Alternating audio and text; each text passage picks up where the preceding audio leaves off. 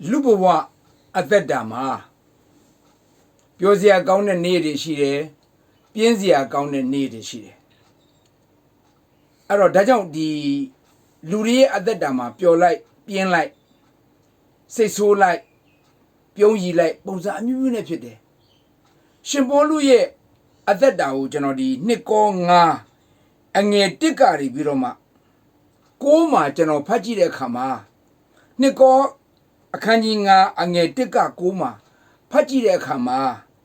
Tujare achenda chetduare. Parma te cheka. Shimboluye atadama. Nitwa midane. Amuri. Chongduare so duare. Now ange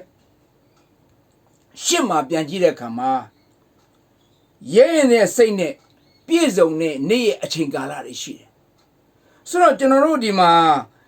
Thuya life ma bianjila in Thubawa, a theta, the Shaloma, Nidwa midanjine.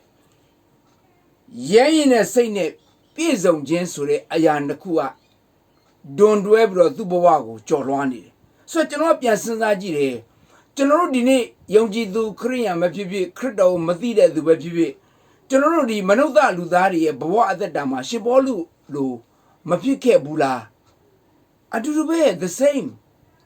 General Bawa, Tiao Chensi, die, a good Olama, she added, Tiao Chensi, die at the Damale, Nidwa, Midayare, a chain shire, Yain, saying a bizone, a chain shire. I know General Dine, Shiboluga, Bajan Thuya Bawa at the Dama, Nidwa, Midanjin, a chain galari. Chataya the lessoyen. Thuga, Mejibo Mathu Mandejimbu, Mejibo Mathu Niare a chain galaria, Duka Sayen Jen, Najemuri ne, Kaya Jenine, Wiban Jenine, a Sidari ne Kanzaya Rajam. Thuga, Gongen Nangan Dogo, you buy your ampian through Miare Chema. Mejibo man to manage noble. Aria tua kawen dengan dogo tua mimian yochene. Todo nyalebe piaye achengu samburo neyar jang tuye atadama. Kanyare doka sinye jemia jang tu nitwa midanjin achengalari pshelara. Todo nyalebe eri nitwa midanyare achengalari go tua ajaji makanzawu. Tuga yene seine piezone a chain galari, Zuga, Pione Duare. I don't know Dima Jire Kama, Nikonga, and yet Tigari, Biroma, Kuma Pajire Kama. Shiboluga, Nidwa, Midane, a chain galagari bima, ye in a sane, Piezone, a chain gala, to Belolo Jopia Duadale. Belu Jolwa Duaresra, Genoa, and ye Kunene, and ye Goma, a pig with Duadre. So then he had been Jimmers a Jownbo. And ye Kunema Bares in Memo Mamimbe, Yongji Myolin Jin Shi the Adine, Narudi, Jin Song, Pumu the Piwe, Subro Yitari. Suraga, Thuye at that dama, Thuga, Yongji Jin be at the Shene, Messi Amine at the Machimbu. Sura the boa do a good trejo neare, Doka Saint a cakeria to mieniare aya.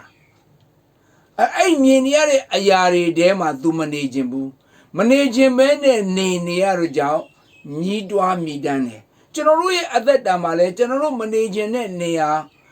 go near man nea, generally nidwa midan, symbol the nidwa midane.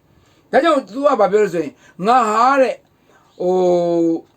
Mesi a me apian naga at the machine and naga, Yonji Jin at the Shinere. Mesi a me apian so into low nidwa mi danjin degatu, Tanama mobu. Damatu Yonji Jin at the Shinekama. Suraga Yonji Jin at the Shinesuraga, Piae Gadido Boma, yet the bro Piagi, Nyon Jare at the Athention opera. Hello, Athention Kajaro do.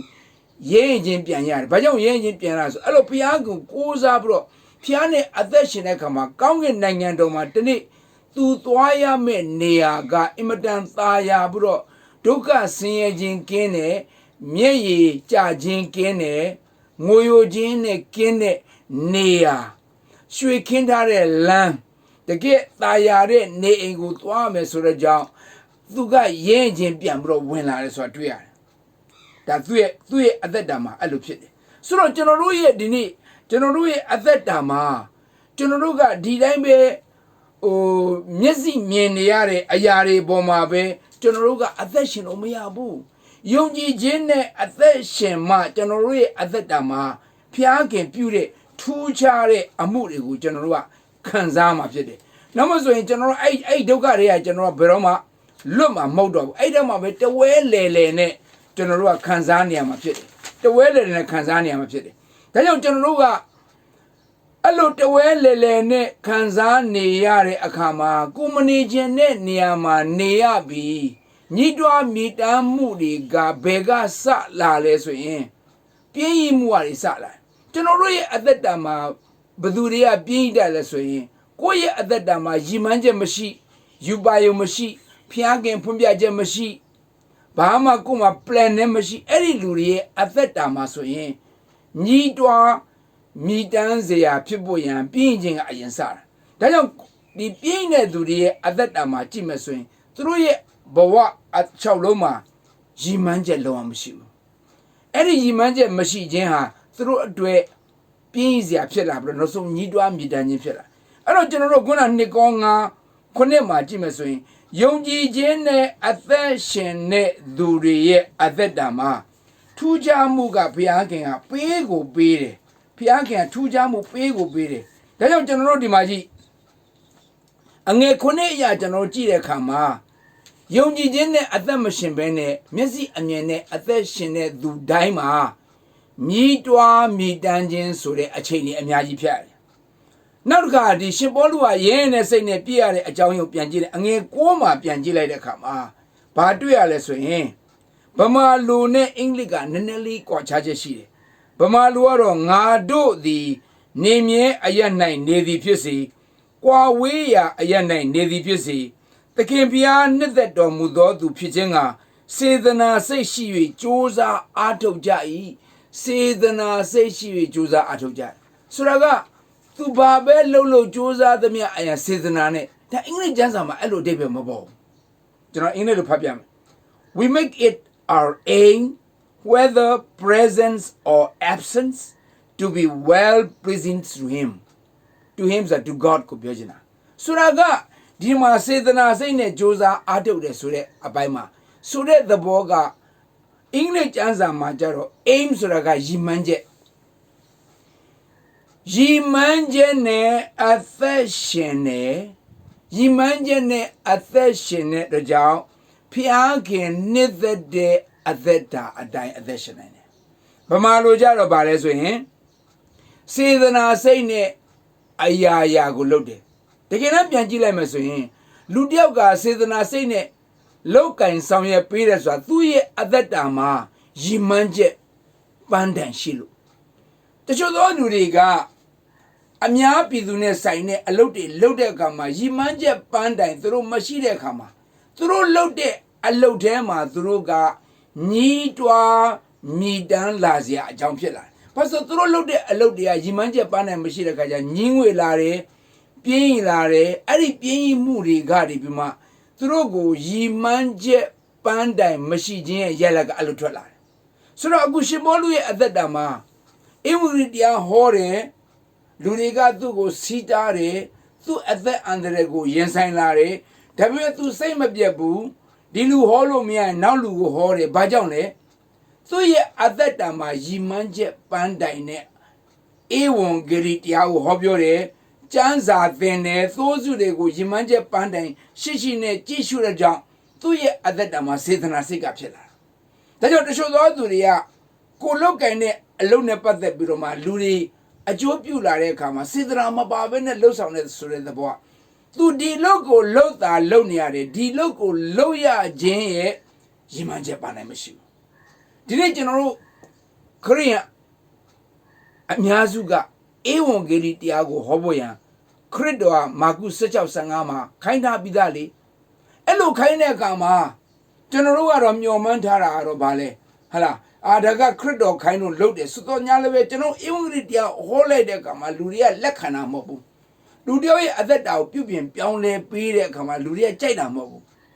ဒါပေမဲ့ကျွန်တော်တို့ရဲ့နှလုံးသားထဲမှာလူတွေရဲ့ဝိညာဉ်ကိုကြရမယ်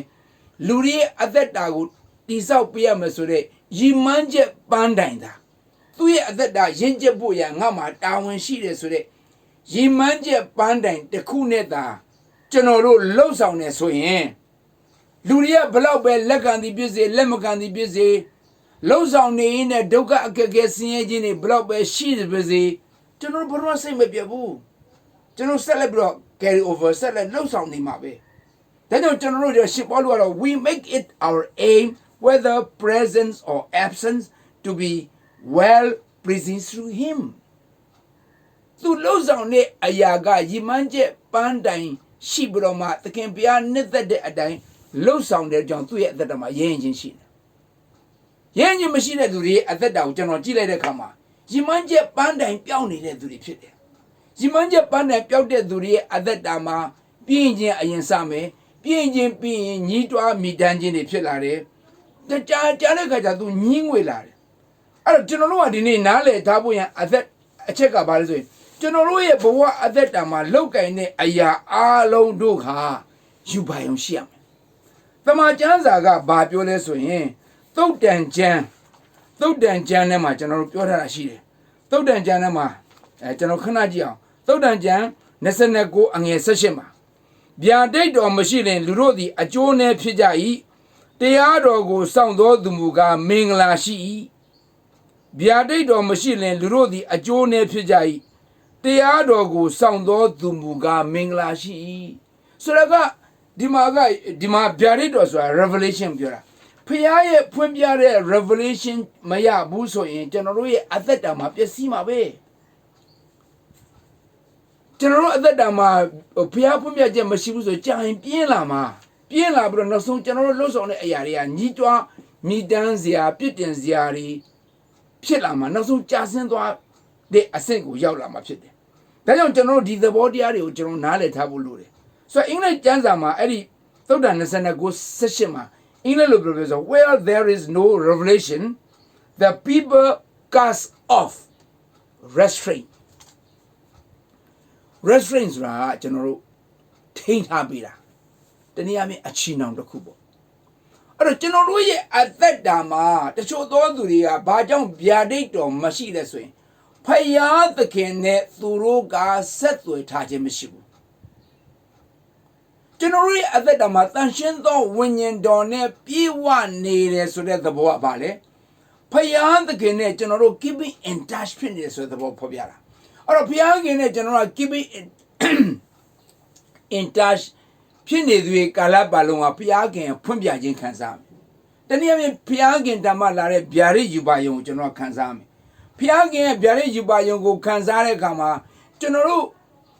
အခုလောလောဆယ်လုပ်မယ်အလုပ်တွေနောက်အနာဂတ်မှာလုပ်မယ်အလုပ်တွေကိုဘုရားခင် instruction ပေးမယ်။အဲ့ဒီလူတယောက်ကဘယ်တော့မှမပြင်းတော့ဘူး။ဘယ်တော့မှမပြင်းတော့ဘူးဆိုဘယ်တော့မှညှိတွားမိတန်းခြင်းလည်းမရှိဘူး။အဲ့တော့သူလုံးသမျှအရာတိုင်းမှာ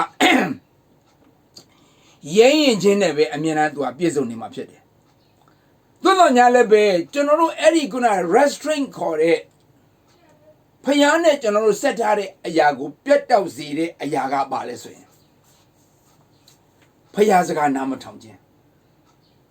ဆိုတဲ့သဘောကအပြစ်နဲ့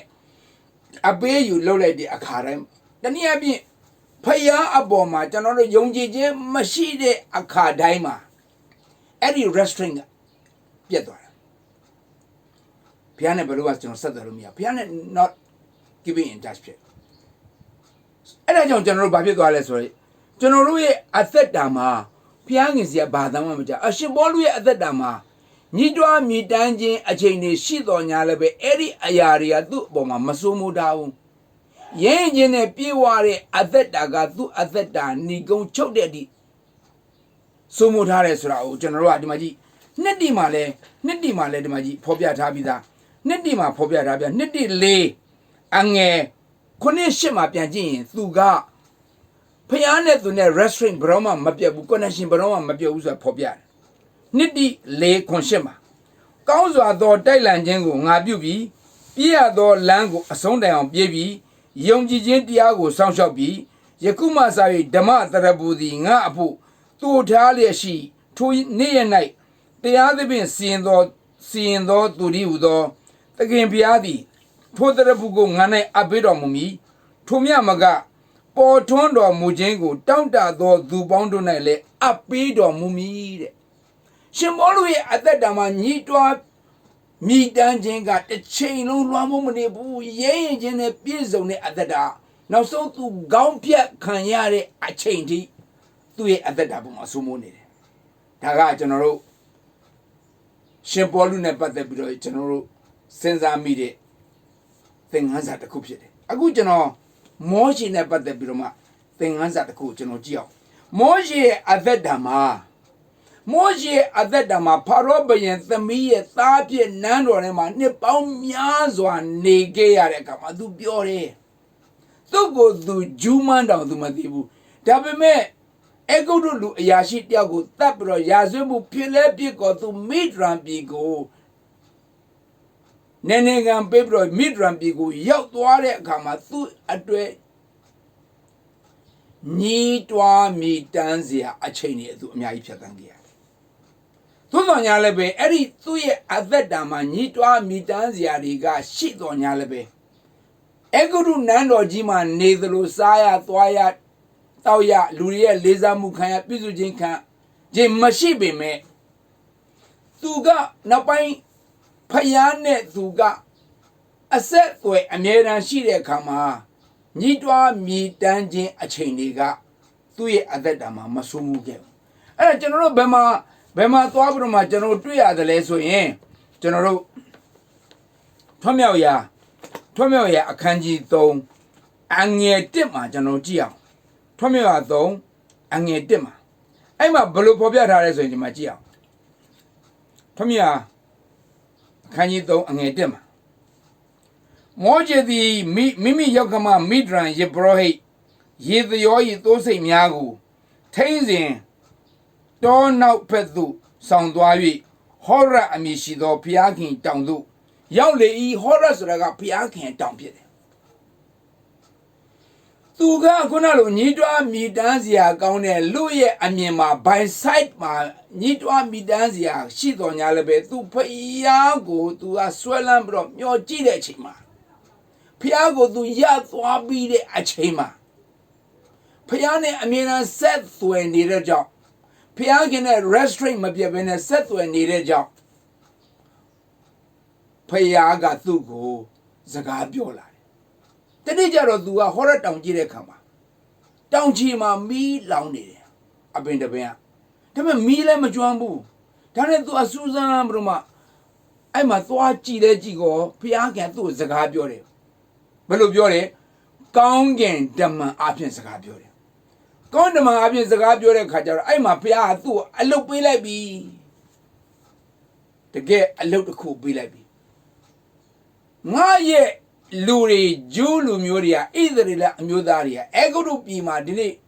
Nippon Miazwa, Chonka near Boa Dega, Lumia Boya, Milna, Kaime. Down be like. Eri da when pede a chain side moshi, Nidwa mi dambu a chain. Mashiro. Paya pede koane, Paya pede bathing, Yanjin Pilla. Daga moshi theta. De Abraham theta jumla. Abraham theta ma general Pianji Meswin lebe. Gabauja Kanji, Sanima general Chile. Gabauja Kanji Sanima Pianjile Meswin, Badria the swing.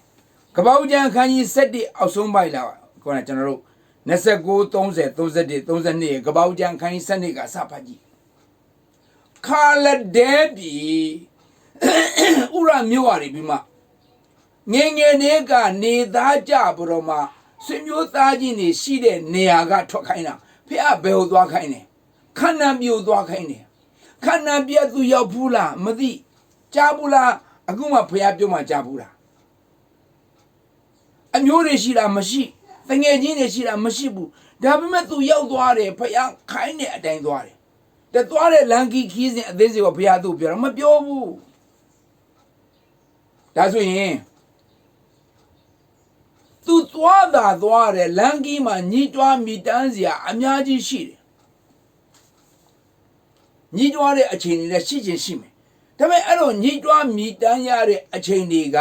သူ့ရဲ့အသက်တာတစ်ခုလုံးကိုမဆိုးမိုးဘူး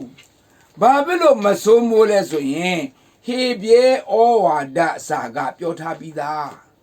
ဟေဘရဲဩဝါဒစာမှာပြောထားပြီးသားကျွန်တော်ဖတ်ပြမယ်ဟေဘရဲဩဝါဒစာအခန်းကြီး7မှာပြောထားပြီးသားတကယ်ကျွန်တော်တို့စိတ်ဝင်စားစရာကောင်းပါတယ်ဟေဘရဲအခန်းကြီး7မှာပြောထားပြီးသားအငယ်8 9 10မှာပြောထားပြီးသားကျွန်တော်ဖတ်ပြမယ်ဟေဘရဲ7အငယ်8မှ7အာဗျံသည်အာဗျဟံသည်အမွေခံရလက်တံသောပြည်သို့ထွက်သွားမည်အကြောင်းဖျားခင်ခေါ်တော်မူသောကသူသည်အဘယ်ရက်သို့သွားသည်ကိုကိုယ်တိုင်မသိဘဲလေယုံကြည်ခြင်းအားဖြင့်နားထောင်၍ထွက်သွား၏သူတစ်ပါးပိုင်သောပြည်၌ဧည့်သည်နေသကဲ့သို့ဂရိတော်နှင့်ဆက်ဆိုင်သောပြည်၌ယုံကြည်ခြင်းအားဖြင့်ဧည့်သည်ဖြစ်၍နေ၏ထိုဂရိတော်ကိုအမွေခံရသောအဖော်အဖက်ဒီဟုသောဣဇက်ယာကုပ်တို့နှင့်အတူတဲ၌နေလေ၏အကြောင်းမူကားဘုရားခင်တည်တောင်ပြုစုတော်မူသောခိုင်ခံ့မြဲမြံသောမြို့ကိုမျှော်လင့်သည်သူ၏ခင်မွန်းစာရာသည်လည်းအရွယ်လွန်သောအခါပရိသေတွေယူနိုင်သောအခွင့်တကိုးကိုယုံကြည်ခြင်းအပြင်ခံရ၏အကြောင်းမူကားဂရိထားတော်မူသောသူသည်သစ္စာရှိသည်ဟုစိတ်ဆွဲလန်းခြင်းရှိသို့ဖြစ်၍ထိုမှုရာ၌လူသေးနှင့်ဆိုင်သောလူတစ်ယောက်သည်အရေးအတွက်အပြင်ကောင်းကင်ကျေကဲ့သို့၎င်းသမုဒ္ဒရာလမ်းသမုဒ္ဒရာကမ်းနား၌ရည်တွက်သောသဲလုံးကဲ့သို့၎င်းများစွာသောသူတို့၏အဘဖြစ်သည်အငယ်7နှစ်ထိလူမျိုးအပေါင်းရဲ့အဘဖြစ်လာတယ်တွေ့လားဒါဆိုရင်မောရှေအဗျာဟံရဲ့မောရှေအသက်တာမှာဖြစ်အဗျာရဲ့အသက်တာမှာပဲဖြစ်ဖြစ်သူတို့ယုံကြည်ခြင်းနဲ့သွားကြတာယုံကြည်ခြင်းနဲ့ဒါကြောင့်ကျွန်တော်တို့ညီးတွားမြည်တမ်းရတဲ့အချိန်တွေကျွန်တော်တို့ရဲ့အသက်တာမှာစိုးမိုးနေတယ်ဆိုတဲ့သဘောကကျွန်တော်တို့ယုံကြည်ခြင်းအားနည်းနေတဲ့အခါမှာဖြစ်တယ်မျက်စိနဲ့မြင်ရတဲ့မျက်မြင်ဘိုင်ဆိုင်ကဒုက္ခဆင်းရဲခြင်းတွေကြီးပဲမြေကြီးပေါ်မှာဘယ်နေရာပဲရောက်ရောက်ဘယ်နိုင်ငံပဲရောက်ရောက်ဗမာပြည်မှာပဲနေနေဘယ်လူမျိုးနဲ့ပဲပေါင်းပေါင်းဘယ်သူနဲ့ပဲပေါင်းပေါင်းဘယ်တငယ်ချင်းနဲ့ပဲပေါင်းပေါင်းလူမှန်သမျှအားလုံးကပြဿနာရှာတဲ့သူတွေကြီးပဲမြို့မှာပဲနေနေတောမှာပဲနေနေတောင်ပေါ်မှာပဲနေနေမြေပြက်မှာပဲနေအားလုံးပြဿနာရှိတယ်အဲ့ဒီပြဿနာတွေအားလုံးကို overcoming လုပ်နိုင်တာကတော့ by faith walk by faith not by sight ဒီနေ့မောရှေပဲဖြစ်ဖြစ်အာဗြဟံပဲဖြစ်ဖြစ်ဘာကြောင့်ညီးတွား groaning times ကိုသူတို့ overcome ဘာကြောင့်ဖြစ်နိုင်တယ်ဆိုရင် walk by faith ကြောင့်ဖြစ်တယ်ဝါဒါကြောင့်မိတ်ဆွေကိုကျွန်တော်တို့ဘာစင်ကျင်စရာဖြစ်လဲဆိုရင်ကျွန်တော်တို့ရဲ့အသက်တာမှာမျက်စိနဲ့မြင်ရတဲ့အရာတွေကအားလုံးက tribulation တွေပဲဒါကြောင့်ယုံကြည်ခြင်းနဲ့ကျွန်တော်ရှောက်လိုက်တဲ့အခါမှာအဲ့ဒီ tribulation တွေကိုကျွန်တော်တို့မမြင်တော့ဘဲနဲ့ဘုရားခင်ပြင်ဆင်ပေးတဲ့ဂရိတော်နိုင်ငံရဲ့တာယာမှုကိုခံစားရတဲ့အခါမှာကျွန်တော်တို့ကဘာမှညီးတွားစရာအကြောင်းမရှိတော့ဘူးဒါကိုကျွန်တော်တို့သိချာနားလည်ဖို့လိုတယ်ဒါကြောင့်ကျွန်တော်တို့မိတ်ဆွေရဲ့အသက်တာမှာပြင်းစရာကောင်းတဲ့နေ့ရက်တွေများဖြတ်သန်းရမှာပဲဒါပေမဲ့ကျွန်တော်တို့ကယုံကြည်ခြင်းနဲ့ကြော်ပြတ်တဲ့အခါမှာဘာပြဿနာမရှိတော့ကြော်လွှမ်းနိုင်တယ်တဲ့ဟုတ်ပြီဒါဆိုရင်ကျွန်တော်တို့ဒီနေ့ကြည့်အောင်ဒါဆိုရင်ဒီနေ့ကျွန်တော်နေကုန်းချုပ်တော့မယ်ဒီနေ့မိတ်ဆွေရဲ့အသက်တာမှာပြင်းစရာအချိန်တွေကို pass through လုပ်နိုင်ဖို့ဆိုတာကယုံကြည်ခြင်းနဲ့ပဲရှောက်လန်းရမှာမျက်စိမြင်နေရတဲ့အရာတွေပေါ်မှာမိတ်ဆွေကရက်တည်မယ်ဆိုရင်ဘာမှတွေ့စားမရှိဘူးဒါကြောင့်ကျွန်တော်တို့ဒီနေ့မိတ်ဆွေရဲ့အသက်တာမှာအောင်ပွဲကိုခံကျင်တယ်နော်မိတ်ဆွေရည်မှန်းထားတဲ့အရာတစ်ခုရဲ့အောင်ပွဲကိုခံကျင်တယ်ဆိုရင်မိတ်ဆွေနဲ့အတူတွဲလုပ်တဲ့သူအချင်းချင်းကစီလုံးညီညွတ်ခြင်းရှိရမယ်တယောက်နဲ့တယောက်သွေးကွဲစေမဲ့အရာတွေသွေးထိုးလာတဲ့အရာတွေကိုသတိထားမယ်သွေးထိုးလာတဲ့သူတွေကိုလည်းမိတ်ဆွေတို့ကအကုန်ဖယ်ထုတ်ရမယ်အဲ့တော့မိတ်ဆွေတို့ချင်းချင်းတွဲလုပ်ကြတဲ့သူအချင်းချင်းမှလည်းအမျက်ထုတ်တာမရှိဘဲနဲ့ a poka page and to get sacrifice. A poka page and a sanda she did to the piam. Josa Adomuna Loama. We quite low so Jensuraga, our me muku, Jashonzi that pit. Not go at Genoa, our me genet during Alomazo, aims to the Yimanja Panesham. She bolu baby, more she baby, Abiaham baby, through bad John, our me in. Through it, I thought I'm aim she the Yimanja Paneshi. Through my destination she. Our me Murigo, let the law a chamber for the time being. Matria don Yalabe, Yongi Jene Kanzare Kama. Our me Jingo, our me Jin a yada through Kanzane. Tajo, our me Jin a yada go, Yongi Jene Shaolane Dube Kanzama Pide. Miasi Miami Apin Miari Ayaria, Loa Kanzalumia. Tajo General Adini Jangu Jonda Bibi, Elodoma Bibi. Peganda ma pawen lo shani de du dai be phit phit aung pwe ko khan chin ne aung myin chin ko lo chin ne tu ha not by sight walk by faith ယုံကြည်ခြင်းနဲ့ရှောက်လန်းမယ်အဲ့ဒီယုံကြည်ခြင်းမှာရည်မှန်းချက်နဲ့ရှောက်လန်းတဲ့ယုံကြည်ခြင်းဖြစ်ရမယ်ကြိုးစားအားထုတ်မှုနဲ့ရှောက်လန်းတဲ့ယုံကြည်ခြင်းဖြစ်ရမယ်ဒါကြောင့်ဒီသဘောတရားတွေကိုနားလည်ပြီးတော့မှမိတ်ဆွေကတကယ်လက်တွေ့ကျင့်ဆောင်မယ်ဆိုရင်ဘယ်တော့မှမိတ်ဆွေရဲ့အသက်တာမှာ growing days months years ရလွှမ်းမိုးမနေဘဲနဲ့မိတ်ဆွေရဲ့အသက်တာမှာပျော်ရွှင်ခြင်းနဲ့ရဲရင်ခြင်းနဲ့အားလျော့စိတ်ပြည့်ခြင်းကင်းပြီးတော့မှမိတ်ဆွေလှုပ်ဆောင်ခြင်းနဲ့ရည်မှန်းချက်ပန်းတိုင်ရှောက်လန်းမှုကိုမိတ်ဆွေကကြံ့ကြံ့ခံပြီးတော့ရှောက်လန်းနိုင်မယ်လို့ကျွန်တော်ယုံကြည်တယ်ဘုရားခင်မိတ်ဆွေကိုကောင်းချီးပေးပါစေ